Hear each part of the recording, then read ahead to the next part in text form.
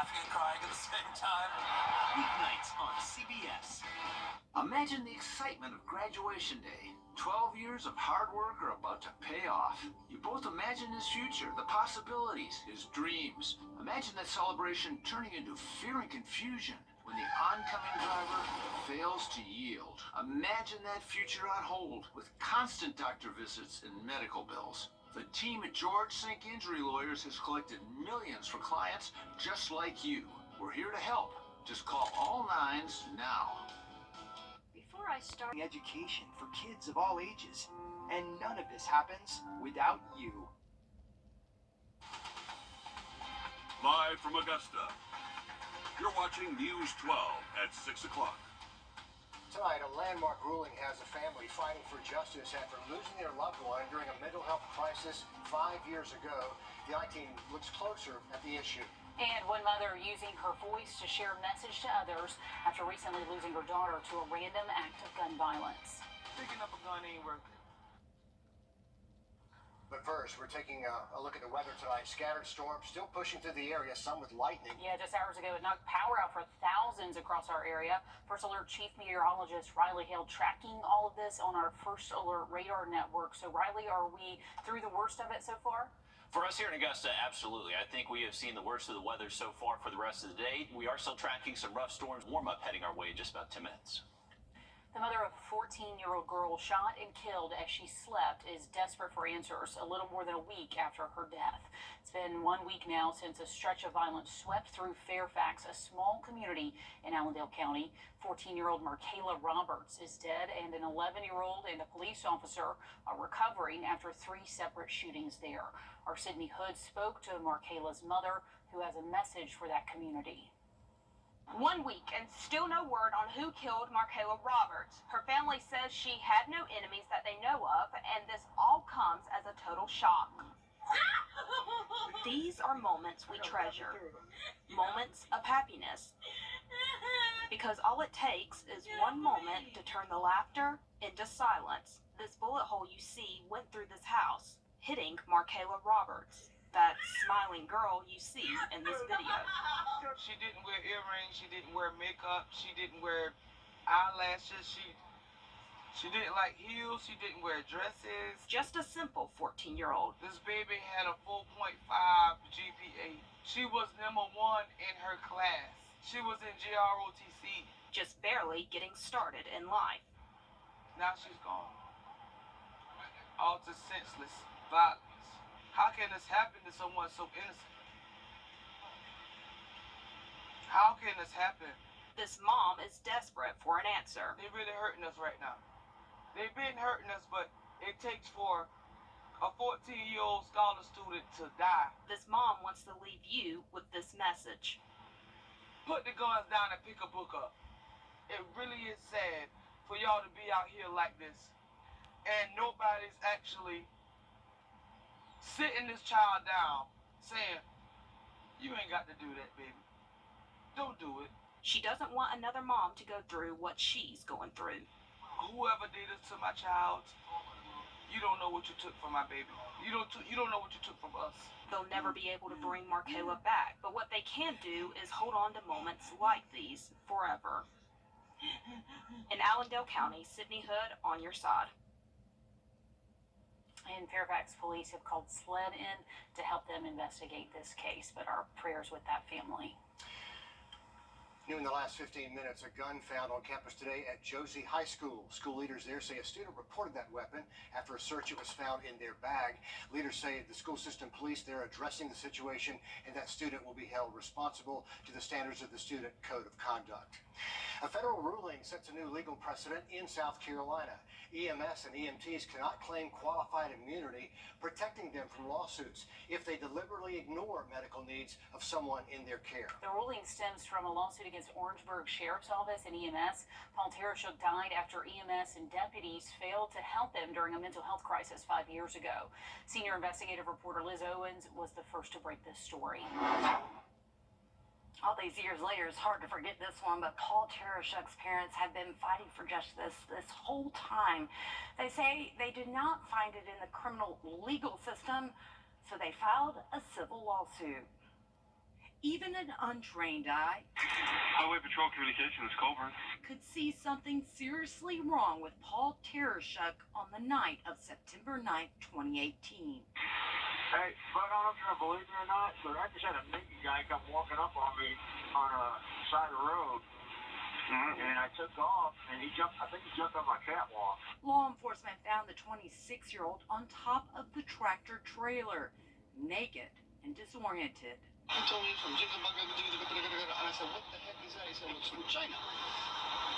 I said, what? I just said, don't even say no more. Tereschuk ran off the side of the road before stripping off his clothes and wandering down Interstate 95. His parents believe the accident triggered his schizoaffective disorder. I'm getting past this thing down. He ain't going to jail, I promise you that. He ain't my fish. I ain't cleaning it. I get him some medical help. But the paramedic is as annoyed as the deputy. Tell us your damn name, please. Stop acting stupid. You're a grown man. She's being serious. I'm being serious. I'm sleepy. Give me your damn name so I go home for real. I'm tired. EMS did not take him to the hospital, despite him not answering You don't want it up your nose and talk to me. or reacting to the smelling salts they shove up his nose. Instead of helping him and recognizing what they should have been trained to recognize, they insulted him and called him names and they mocked him. Come on, I'm gonna give you a ride. Do not walk on the interstate, walk right on the shoulder road. You're not going to jail, you're not under arrest. I'm gonna give you a ride. Then the police officer took him and they drove him 18 miles to Santee and dropped him off at a closed gas station near a highway. The same EMS crew who failed to take him to the hospital is called to respond again a few hours later. Hi, Patrol Communications, the Shepherd. This time, Paul Tereschuk is dead.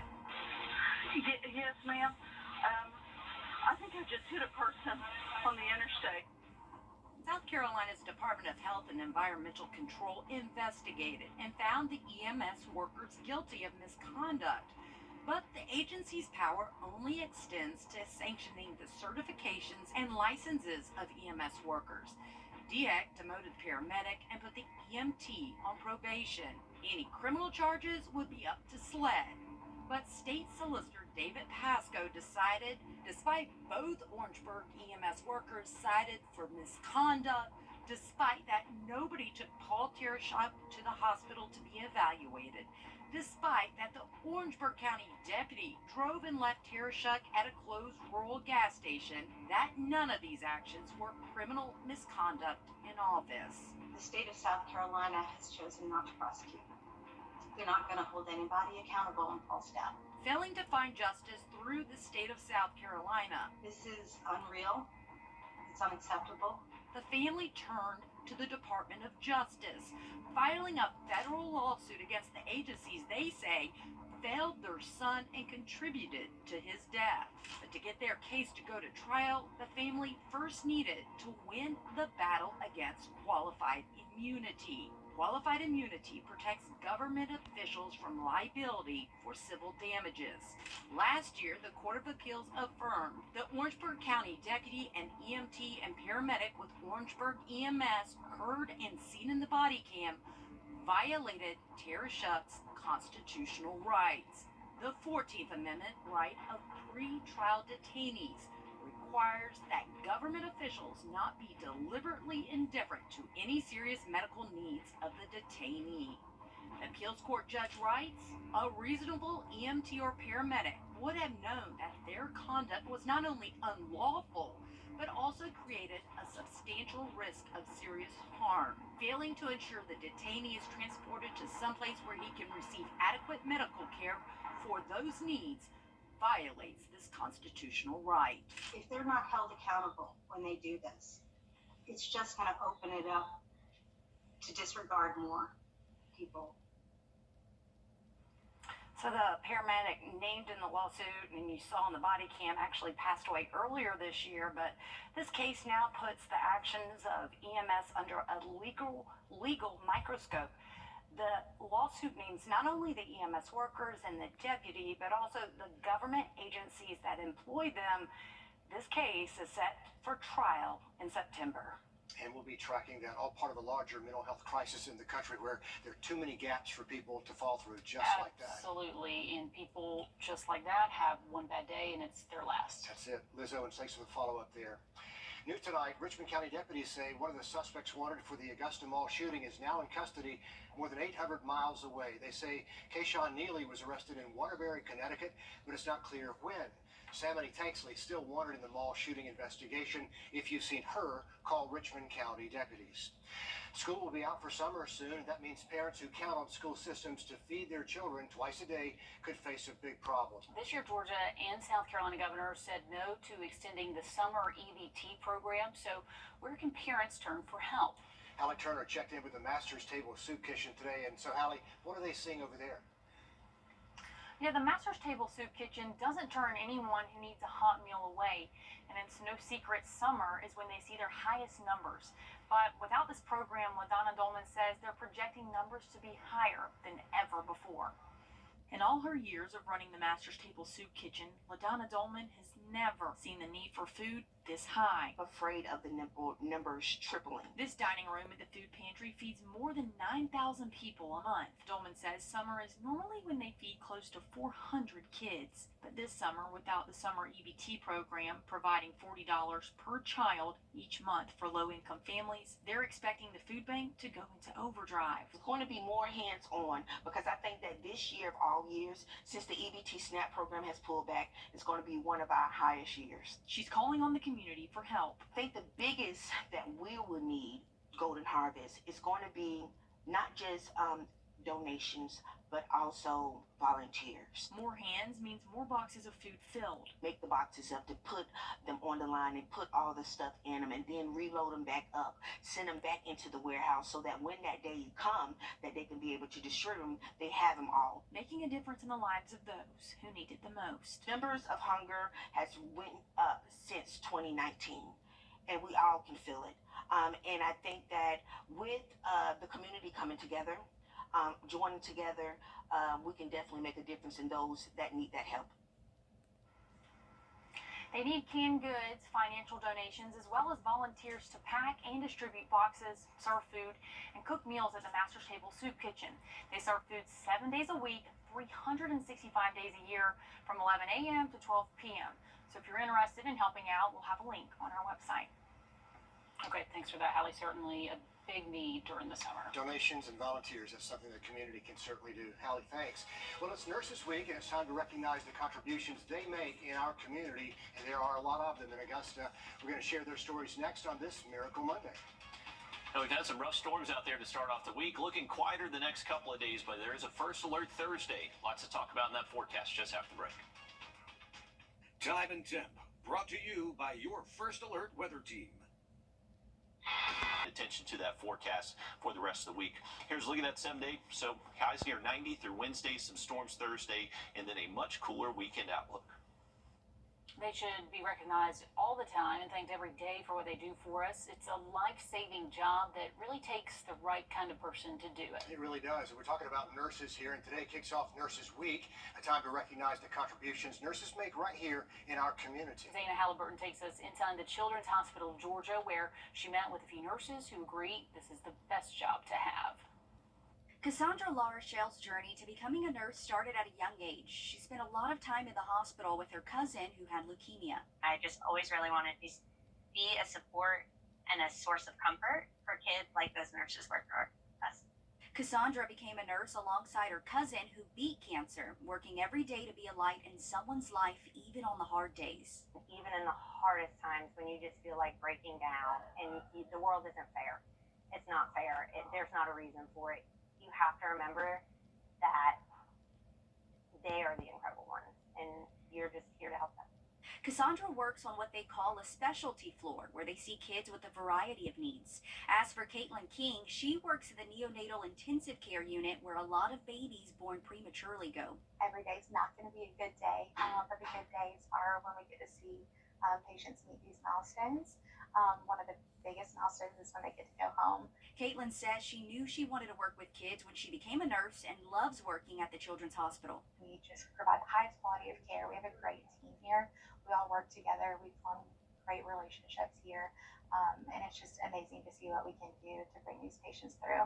You'll find Teresa Inholt inside the pediatric ICU, a place where kids experiencing things such as trauma, respiratory illnesses, diabetes, or even accidents come. Teresa says she's always loved kids. I'm motivated to help people no matter what the outcomes are and to try to support them through that. She has spent her entire career here at the Children's Hospital. I'm really proud of the people that work here and the work we do. I know the difference we've made in a lot of kids' lives, so obviously if I've stayed here this long, it means a lot to me. Reporting in Augusta, Zana Halliburton on your side. 4 candidates are each aiming to become Aiken County's next sheriff. We sit down with Lucas Grant next on News 12 at 6 o'clock. First Alert Radar, powered by Jim Hudson Automotive Group. When bad traffic, you on air and online. For more information, visit wrdw.com/advertise. Hey, Brett, I think we need a jingle. What do you have in mind? I don't know yet. Well, if you're taking something, come knock on my door. Come and knock on my door. If you're 64.